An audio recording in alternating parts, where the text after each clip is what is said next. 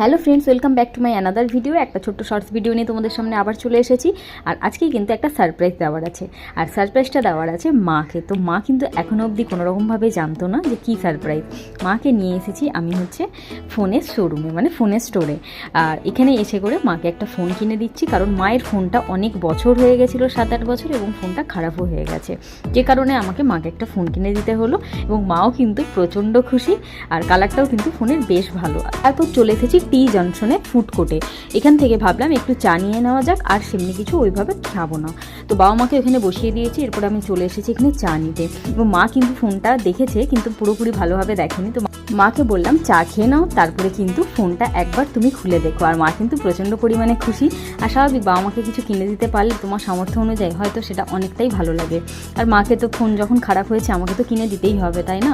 তো মা কিন্তু ফোনটা এখন এখান থেকে আনবক্সিং করছে, এবং মা কিন্তু বেশ খুশি। আর